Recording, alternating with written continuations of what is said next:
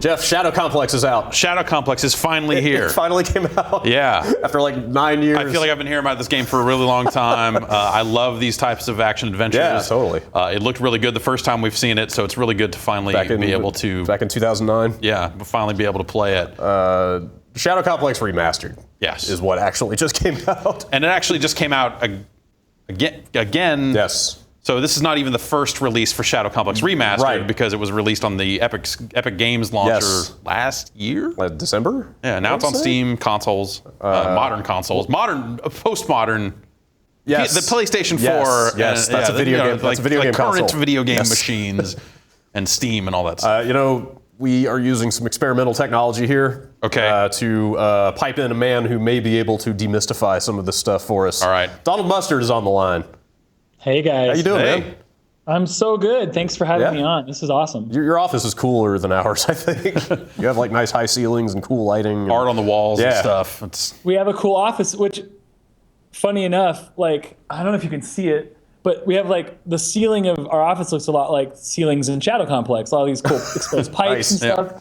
When we were building it, we were like, these ceilings just aren't cool enough looking, because just exposing the normal stuff, there wasn't enough pipes. And we had so much experience placing thousands and thousands of pipes in Shadow Complex that we literally had them install fake pipes into our ceiling just so it looked cooler. Life imitates art. Yeah, it doesn't look Shadow Complexy enough. And so our office is just replete with tons of just fake ductwork and stuff that makes it look really cool. Now, if a paramilitary organization ever shows up and takes over your office, you're going to need to crawl around up there a little bit. So exactly, it's good to be prepared. So we've got the PS4 version of Shadow Complex Remastered running here. Yeah, that's true. Jeff is a ways into it. I just got the jetpack. And we're just going to play it and kind of rap a little bit. It's been a while. Like, time has moved on since this game came out. Like, I mean, did you guys do a lot of work on this yourself? I know that there's another studio credited in the intro here. Did you have a lot of oversight over this, or did you kind of trust them to remaster this thing? So yeah, we partnered with a developer called Hardsuit, and they're awesome. They did an amazing job. But yeah, we were also, I mean, this is our baby, right? So we were heavily involved, right? Just making sure that everything was exactly right, getting them all the exact the source files and everything, because when we authored a lot of this, we had a lot of this at a higher resolution. Right. But even granted, this doesn't look like brand new PS4 game, but by 2009 standards, this is probably 4 times the resolution of what you'd see like on an Xbox 360.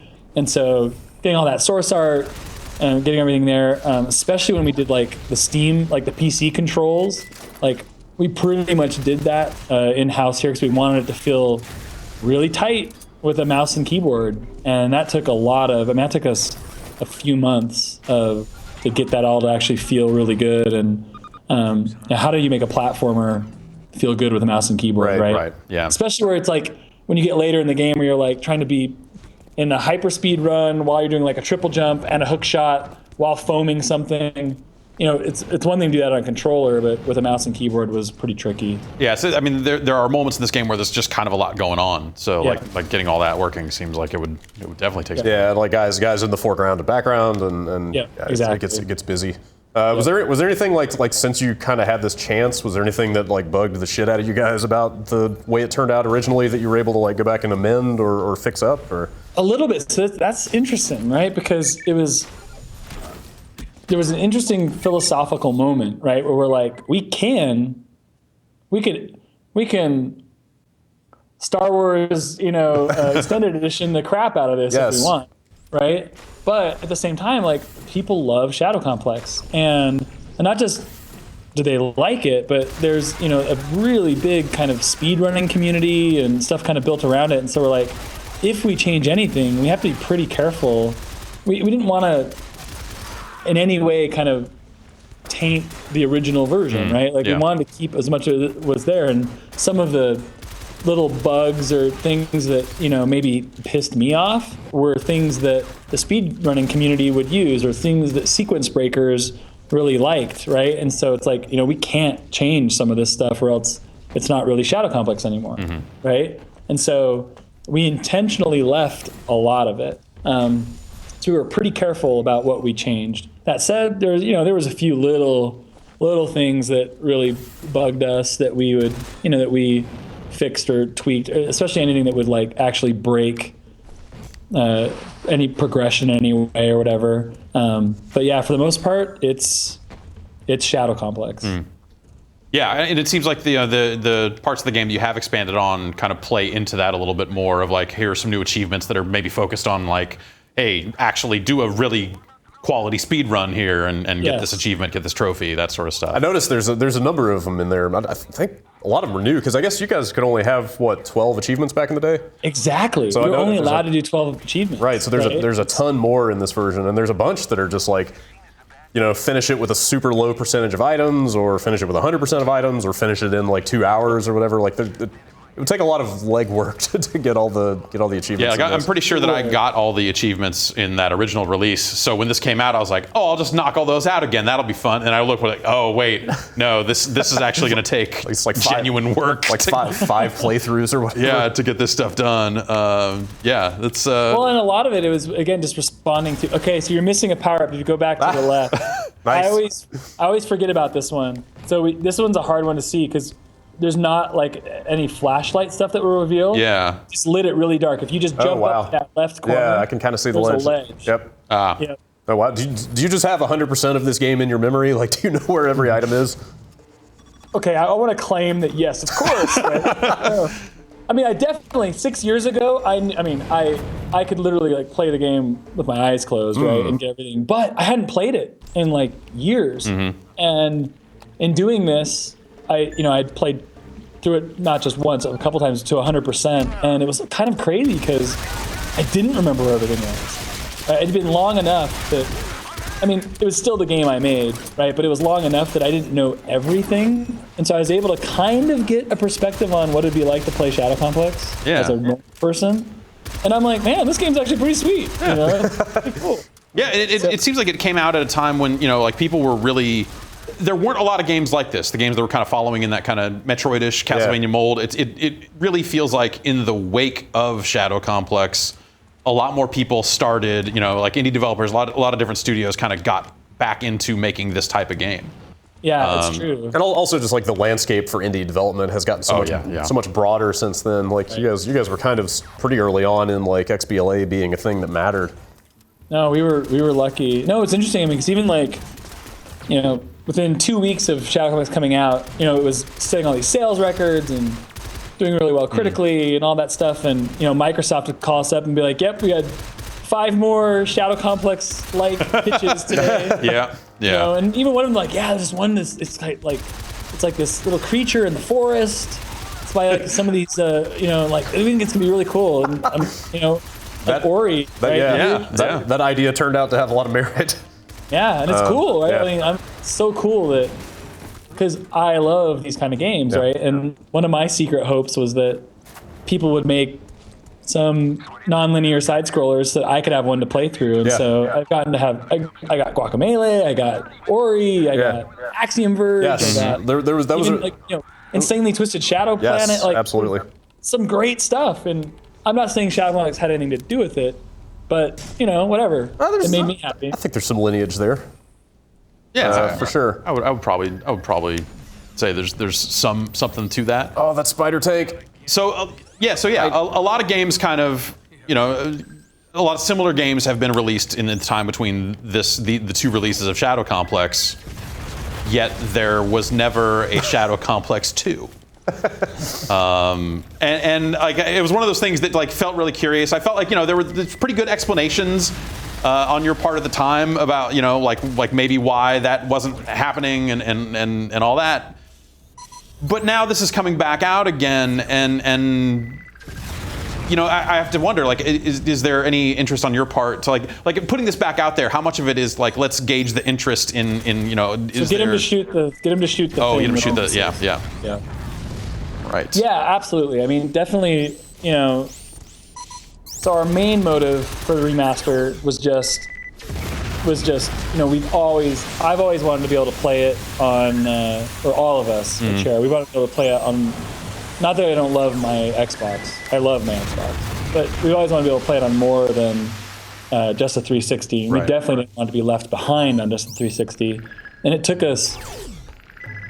Sometimes negotiating deals takes a long time, and it literally took us that long to be able to, even though we own the IP, to get the publishing rights. Oh, right, to just put it out on more platforms, right? And so we finally got it. That's awesome. And so just the fact that I can play this on Steam or I can play it on a PS4 is amazing, right? And that makes me really happy. But yes, there's definitely also the other insidious flip around so you grab on that ledge. There you go. There it is. The other insidious motivation of, if people still want games like Shadow Complex, let us know, and that can help us when we're trying to figure out what we do after Spy Jinx. Right. Yeah.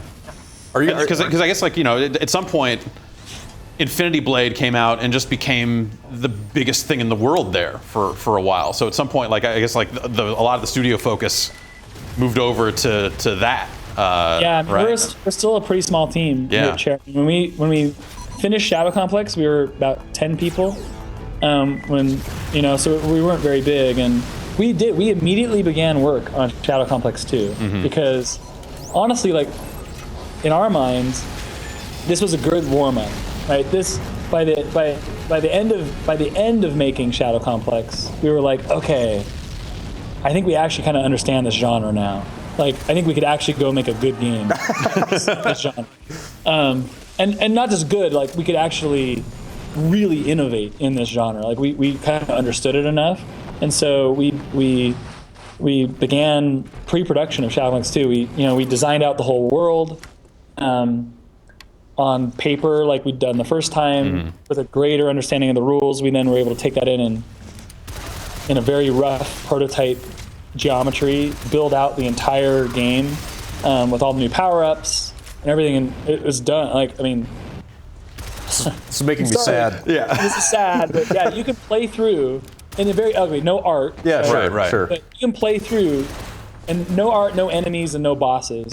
But the actual flow and all these cool new powers, they're crazy. Give us just one power. I can't because it's so cool that if I don't want any. Okay. Yeah. No other developers even stumbled onto this yet. Okay. Which is crazy, but Keep it in your back pocket. It's too awesome. Yeah. So, but it's we wanted to try and could we one up the foam gun, right? Could we make something because to us the foam gun was really the embodiment of what a cool power up is, where you can use it as a weapon, but you can also use it to totally modify how you interact and even perceive the world. Yeah. Right? And we're could we do that with other things, and could we do that even in a cooler way? And we feel like we have that. Anyway, so you can play through the whole game of Shadow Complex 2, and we were kind of at that point where we were playing through it, feeling like the pacing and the flow and the powers were getting to a good spot when Steve Jobs called us up, right? And was like, hey, I have this device that probably can run Unreal Engine. And, in talking with Epic, who we're part of, we're like, it probably makes sense to pause Shadow Complex 2. Yeah, Steve Jobs is on the phone. And we'll just do this quick thing with Apple because it's cool. Yeah. And we did, and we did that demo, and then we're like, it's actually pretty fun. Let's take another 2 months and finish it. I mean, that was it. It was 4 months. We made Infinity Blade 1 in 4 months, and our total intent was we're like, yeah, whatever. I guess a few people might play it on a phone. Who plays games on phones? Yeah. And then the world changed, right? Yeah, Infinity definitely. became this huge thing. Yes, that's one way of putting it, I guess. Yeah. Right? And not just Infinity became this huge thing, but the whole world, right? The way we perceive games, right, just became this whole different thing. And and even when we could come up for air about, a year and a half ago out of, I'm actually really proud of what we did on Infinity Blade. Being able to basically invent a genre on a device that could really define a lot of what could be done on a new type of hardware. Right. It did. It took us those 3 games to really get what we thought was the full expression of that innovation and what we wanted to do. Similar to what I'd want to do with Shadow Complex, right? We think there's a lot of innovation that can be had in this genre. That was just one we happened to kind of pioneer. But we were done with that. Now we've finished Infinity Blade to where we're happy with it. And but then we had this other cool idea for a game called Spy Jinx that we're doing with J.J. Abrams, right? But even while we were doing that, J.J. kind of had his little side project called Star Wars. What is that? We had our little side project called this, right? We wanted to get this back kind of in the mindset, and we'll see what people think. Yeah. You had a lot of design work done from the sound of it. Like, do you think that, like, let's say you get to go ahead and you're just like, all right, we're doing 2.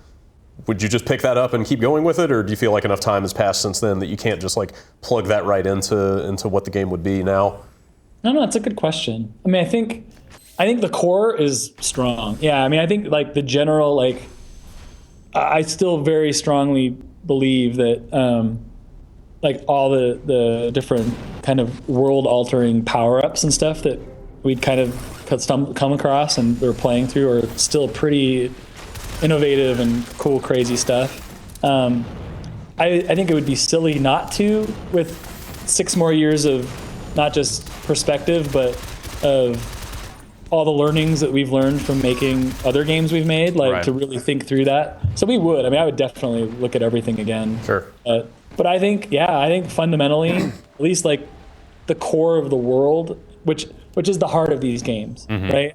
The heart of these games is the map and how that onion layer unfolds. I think what we had decided there and some of the innovative stuff we decided there is still something that I've never seen and would fundamentally not change. Cool. Wow. So yeah. And then Spy Jinx, like you haven't really necessarily said a ton of stuff about that, but how's that going? Like collaborating with someone like J.J. Abrams, someone externally. How has that relationship been? It's been shockingly good, right? Yeah. Like you hear a lot of this stuff, and you just assume that.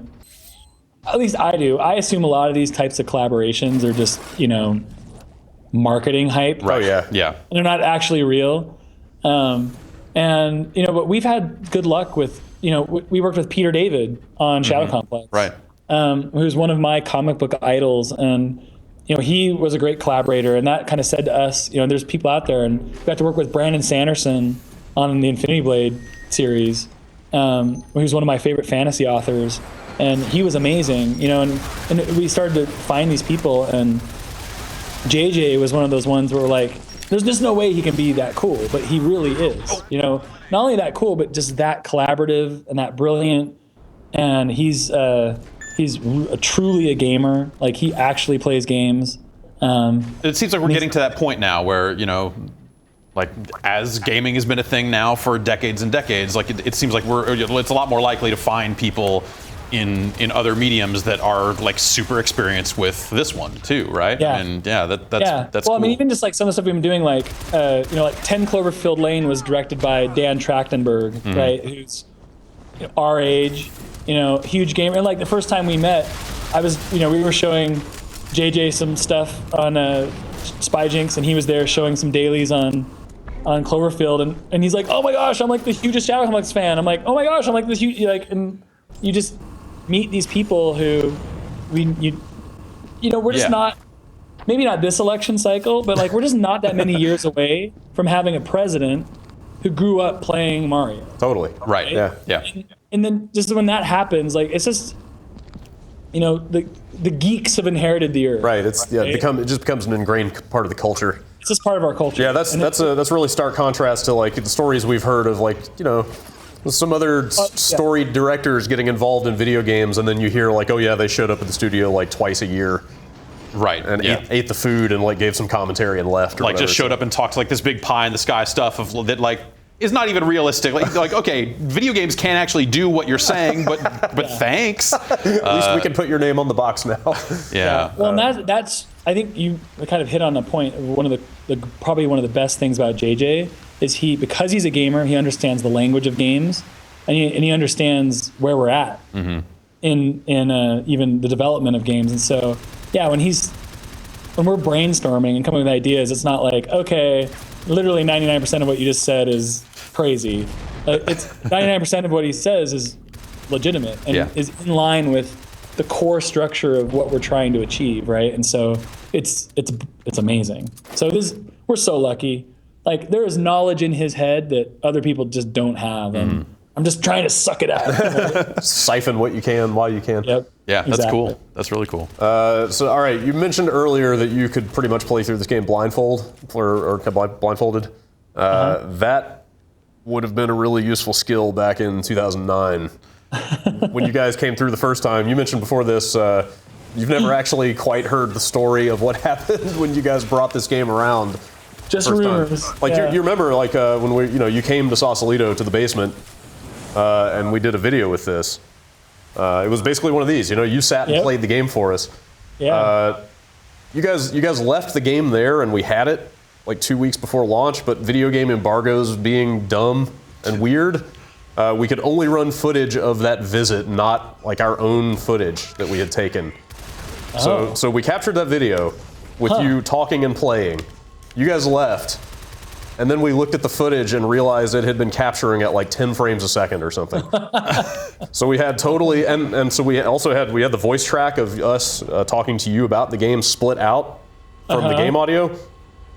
So we sat there for like 2 straight days, and I meticulously recreated every single move that you made over that like 20-minute video. No way. Like down, like from room to room, down to the boss fight, like you had the habit of commenting on things you had just done, so I had to match like specific headshots and like a missed grenade toss on the spider boss. No because you mentioned all that stuff. So like me and Drew like sat there and rehearsed room by room like everything you had done. And there actually are a few cuts in that, right? So go through this door here. I think so there's that hard cut between rooms is what saved us. Because you don't pan the camera from room to room or whatever, so we could down to the frame we could cut between rooms. So if you watch like over the course of that video, like the level of the XP level and the health and stuff like changed from room to room because we were using different takes of each room. That is crazy. Oh my gosh. But it was I'm like, so sorry. No. It was totally on us. But it was like, man, this game's too cool, and they actually came to see us.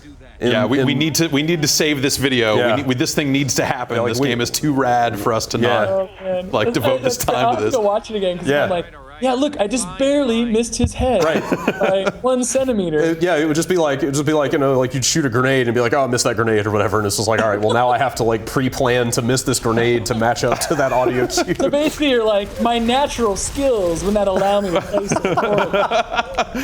I had to train for days to play as bad. It was it was totally fine, but it was like this weirdly fun like meta challenge of like, all right, how well can I rehearse this and play exactly.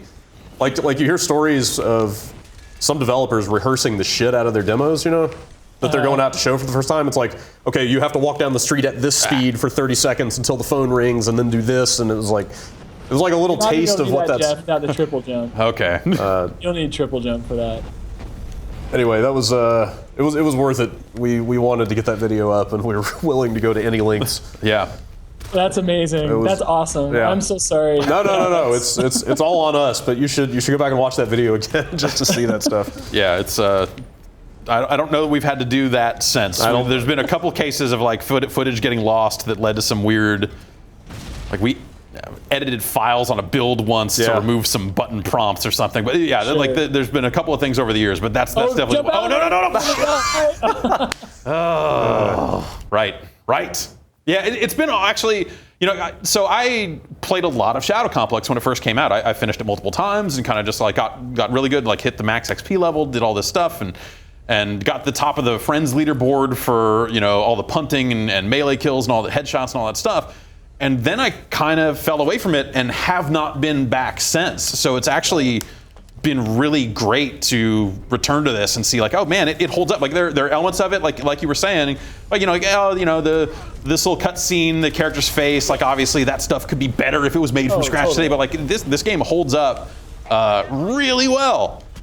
I was surprised because I mean, no one's more critical than us. Like I do. I look at the faces, and I'm like, oh my gosh, it's embarrassing, right? Like, how did we ever even think this could get, whatever? But the core gameplay and like the feel of the controls and the pacing and is like, I'm like, this is sweet, and it still looks like it's still, if you squint your eyes, like it looks awesome, like it's cool looking, and so I'm surprised how well it holds up. Is this? It's interesting, even like right here, like where that killed you, man. Such a crazy, like, here's how much the world has changed in 6 years. Like that was a crazy debate for months with us. Is like, can we have something in the game that just kills you?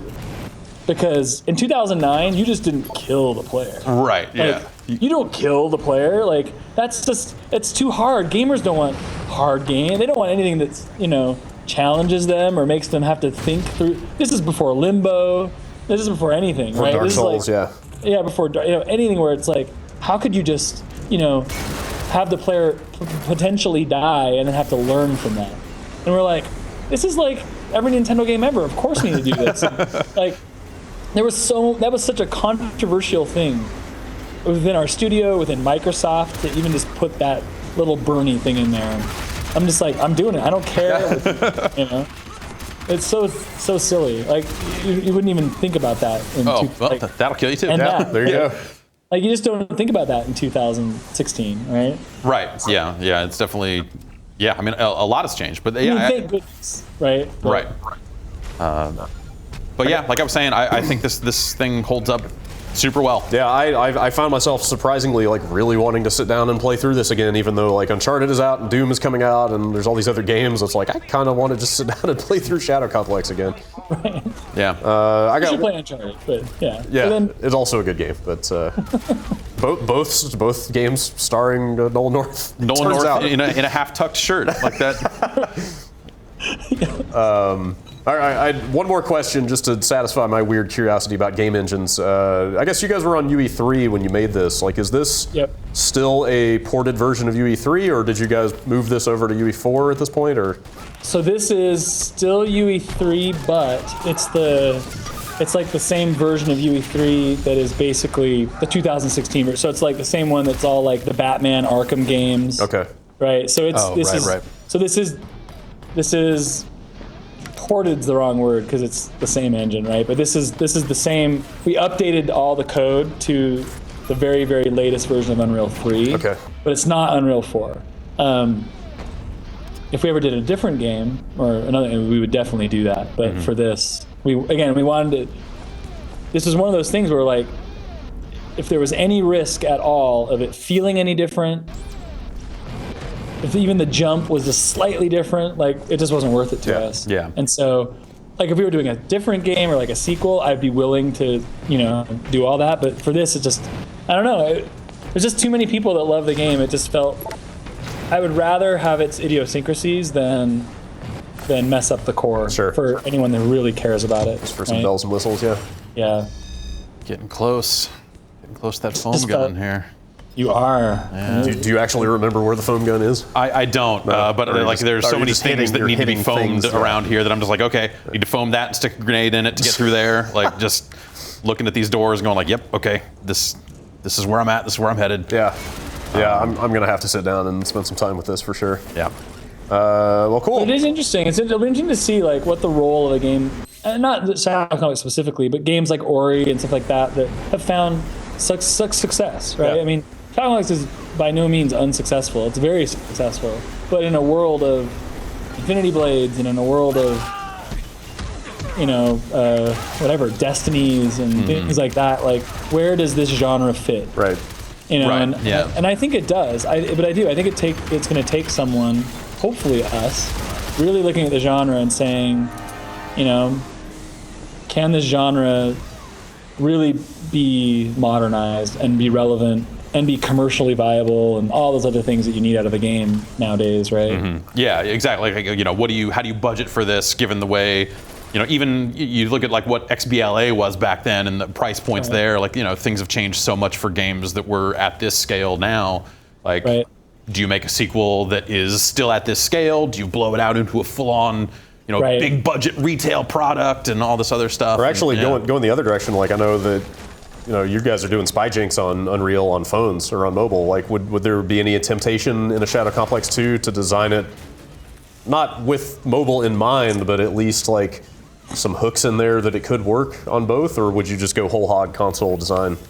I mean, to me, it's always a question of input, right? Like, we were able to figure out, I think, in a very tight way how to make this work with a mouse and keyboard.